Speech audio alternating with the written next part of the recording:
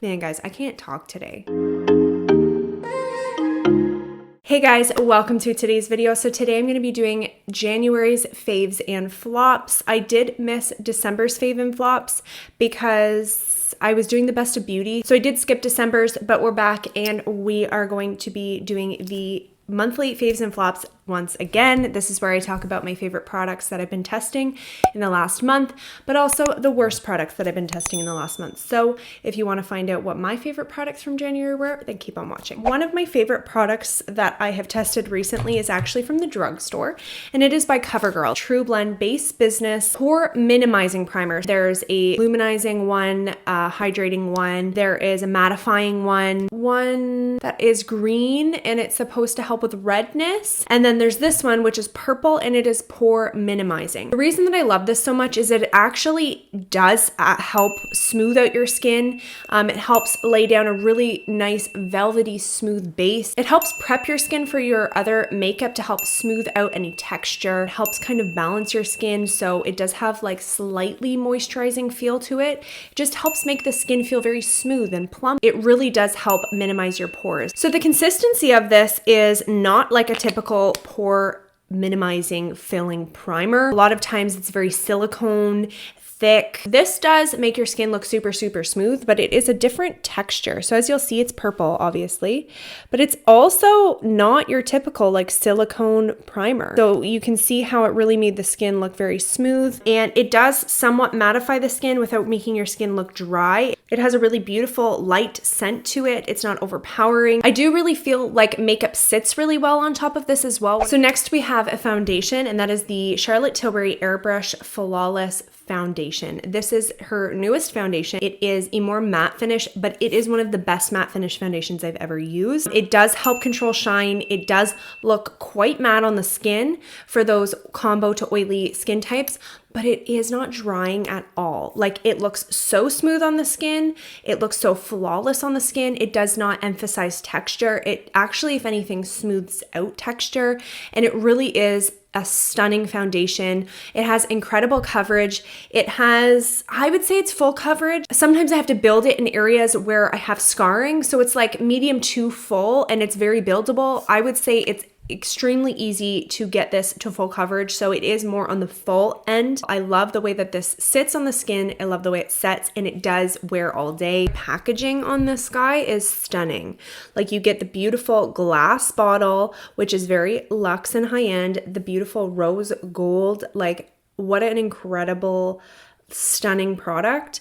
And it's not just the packaging. The formula is incredible as well. Then we have concealer, and this is the Pat McGrath Labs Sublime Perfection Concealer. So this guy is expensive, as is the Charlotte Tilbury foundation. Actually, they're both expensive purchases. They're more high-end, but they're both worth the purchase. That being said, you can find foundations, you can find concealers in the drugstore that are just as good. So you don't have to buy these, but if you are interested in trying them, you will not be disappointed. The Pat McGrath Labs concealer is extremely smooth. I'm actually wearing all three of these products today. I did wear the primer, and I am wearing the foundation as well. The concealer is extremely smoothing to the skin. It is like medium to full coverage. It's very buildable.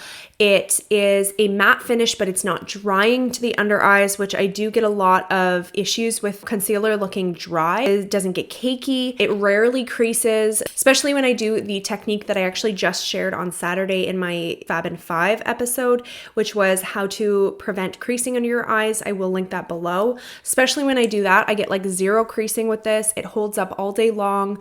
It is a beautiful finish. So another thing about these two products here is every time I use either or of these products, I find that this area, like obviously my under eyes, but even like right in here, like beside my nose, looks really smooth. This is one of the biggest issues I get. In here typically is where things get cakey. It's also typically where things will break down very easily, and it's also where I get my most texture. When I use this foundation or this concealer, and especially when I use them in combination, like look at how smooth right in here looks. Like, I have very textured skin. So the fact that I can get my skin to look so smooth, I definitely have to give these guys a shout out. Like, I'm not even joking, you guys. These two products are incredible. I'm so glad that I got them because they are stunning. We now have a powder. So I have the Charlotte Tilbury powder. This is the Airbrush Flawless Finish Skin Perfecting Micro Powder. I forgot to mention that the foundation was in 3 neutral that I have, and the Pat McGrath concealer is in L2. This is in 1 fair. It does add a little bit of coverage, so I would recommend making sure you're getting the shade that would match you best. I am super fair, so number 1 was definitely good. The reason I love this so much though is it is so smoothing. Like it really honestly is. I remember seeing a lot of people recommending this and thinking, well, how great can a pressed powder be? Like how great can it be? It really is incredible. Loose powder really is like my jam. I really like a lot of loose powders, especially for the under eye and really honestly for my whole face. But this guy, under the eyes, all over the face, it smooths your whole makeup out. It literally makes you look flawless. Like it makes you look like you have like plastic skin, like you're like poreless. Isn't that what we all strive for when we're doing our makeup?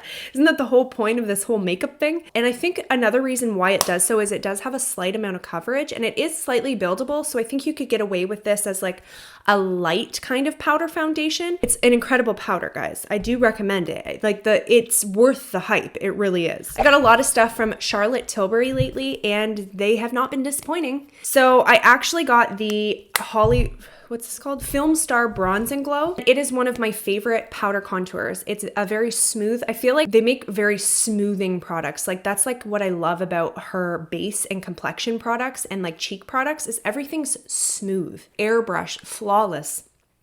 I mean, I guess the whole like airbrush flawless finish is it's named correctly. It doesn't look powdery. It doesn't emphasize texture. It just gives you the most like snatched, beautiful, natural contour. It's buildable, really, really beautiful. And the highlight's incredible as well. I'm wearing it today. It is quite natural, but you can wet it or build it to be a little bit more blingy. And then the other one is the Scott Barnes. I'm wearing it today. As you can see, I'm quite contoured, just the way I like it. I really like this because of the formula. It's very smooth, virtually powderless. It looks very smooth and creamy on the skin. It blends out like a dream. Another reason why I love this is because all of the different shades in there, and I've been playing more with it. If you pay attention to the undertones and the depths of the shades, you can really mix and match to make your perfect shade. There's more cooler and warmer tones. Really, really enjoy this palette. And it's pricey. A lot of the products in today's video are pricey, unfortunately. With my Christmas money, I went a little bit nuts. And I really spoiled myself. I feel like high-end products are an investment. That's why you want to make sure your money's going into a good investment when you're spending a lot of money on makeup. And all of the products I'm recommending today, I really, truly, confidently can recommend as good investments. This is me just trying to like make myself feel better for spending so much money on makeup. I have just a couple more products. The Scott Barnes Glamazon eyeshadow palette. This is his newest palette. I actually used it today. So if you take a look at my review, which I am going to link all of the products that I'm talking about, I think all of them I did in a video I reviewed like on here on my channel. So I'll link the videos below. If you watch the video where I reviewed the Scott Barnes stuff, definitely a super dramatic look, super glam, dark, smoky.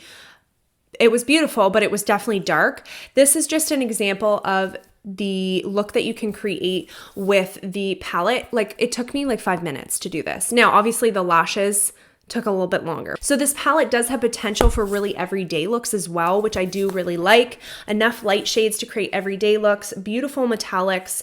Like, let me show you some of these incredible shades. Some more glittery shades like this. There's more like metallic shades. So that one there is a duochrome. There is, again, more like metallic shades. This is more of just like a basic metallic, but look at how pigmented they are. Light reflective, creamy, smooth, finely milled. Definitely a lot of smokiness in this palette, but you can create a lot of everyday looks. So I just love this palette because it gives you a lot of potential. There's blues, there's kind of more green based shades, some purple, there's everyday shades with the browns and the beige and the cream. Beautiful metallic options. But the biggest reason I love this palette is formula. So again, we already talked about the metallics, very pigmented and very like great payoff, light reflective, creamy. Mattes though, like some of the best matte eyeshadows I've worked with, super easy to blend out, super, like it's honestly effortless. I was like genuinely impressed, and you would expect it because it's Scott Barnes and it's expensive. So you would hope they would perform, but it really did. It lived up to the hype. It lived up to the price tag. And if Scott Barnes is something you want to invest in, from the products I've tested this month, I don't think you'll be disappointed. Last but not least from Scott Barnes is his brushes. So I got 3 brushes from his collection, and let me tell you, they were not cheap. They're expensive. I was going to get the whole collection, but it's so expensive. It's definitely something I want to kind of slowly build because they are worth it. So the brushes that I got are number 66. It's the face brush. In the video that when I reviewed this stuff, I did use it for contour, I mean, and it was good, but that's not what I love to use it for. So since testing it a little bit more and playing with it a little bit more, I really, really enjoy actually using it for highlight. It's like the perfect shape to really just like place on top of your cheekbone and like flick it off. It like sits perfectly on top of your cheekbone, and it's so easy. It's very light and feathery. It blends everything out perfectly. I really, really enjoy it for highlight. I also enjoy it for bronzer. It isn't very dense, so I like it for when you want to just kind of lightly fan things on. It's literally perfect for wiping away your bake and like blending that out. And it's so soft. It's like I could just sit here all day. And then I also got 2 of the eye brushes. I left the other one upstairs and I really don't want to go and get it. So I'll just show you footage of when I used it the first time. But this one is number 63. It's the eye winger. This one is for like precision, for the outer lid, like basically for like winging out your eye. I also use it in the crease. The other brush is the 61 and it is the eye fan. That's actually my favorite one between the 2. I really, really like this because it is very precise, yet it also has a little bit of give to the end. So it does help kind of blend out as you're applying it. So it's a really beautiful brush, but the other one is more flat. I do really like it for pressing stuff on the lid, for using the edge, like the tip of it to get in the crease. Same with this one. And it is a little bit fluffier, so you can blend out with it as well. And then I also use it for nose contour because on Scott Barnes' website, it wrote that he uses it frequently for that. It works for that as well. All the brushes are very versatile. You can use them for a lot of different things. They're really great quality brushes. You can see the difference in the higher quality brushes. So it's something that, you don't need. You don't need them. I'll straight up tell you right now, you don't need Scott Barnes brushes. I like Morphe brushes. Elf brushes are even good. Sigma brushes are a lot less expensive than Scott Barnes. But I will tell you, I noticed a huge difference in his brushes because I just think they are higher quality. They really are. Definitely something that would be an investment because they are so pricey. Oh, we forgot one. I have another powder, guys. So this is the Patrick Star One Size Ultimate Setting Powder. How could I forget this guy? It was sitting right in front of me. So this one is really, really, really good as well. This one's more for baking, whereas the Charlotte Tilbury one is a pressed powder. If you're interested in loose powder over pressed, this one is the one that I recommend. It's also smoothing. It's extremely finely milled. I also like the packaging because it does have this little flap. Sometimes it can be annoying if you're like in a rush. This one I actually have to open a lid. Like, how dare they, right? No, but it actually is helpful because it does help prevent like it from fluffing up when you open it or when you close it. So I do really like that. It's very finely milled. It's very smoothing. It's great for baking. It's pigmented enough that you can get a good bake. It's a good old powder. It helps really smooth out your skin, refine texture, soften all of your other makeup. So this is another powder that I've been loving. So last but not least, this is the Laneige Lip Sleeping Mask. I got this in my Christmas haul among pretty much I think everything else that I've talked about today. And this is a lip sleeping mask, exactly what the name is. You put this on at night. I also use it as a balm throughout the day when my lips are dry. I really do think that it helps. Just beware if you have oily, acne prone skin. The one day I think I rubbed it too much outside my lips and I did break out on my lip. Like not a lot, like a little tiny whitehead on my lip. It's fine. It wasn't a big deal. It's not like I like broke out like wild, but just if you have acne prone skin, only apply it to your lips. Don't apply it around the skin. A lot of times when I wear liquid lipstick a lot, or even just do my makeup a lot, like foundation gets on my lips, powder gets on my lips, a lot of makeup sits on my lips when I do my makeup, and it just dries my lips out. I also lick my lips a lot. I'm a weirdo like that. I don't know. My lips are just dry all the time.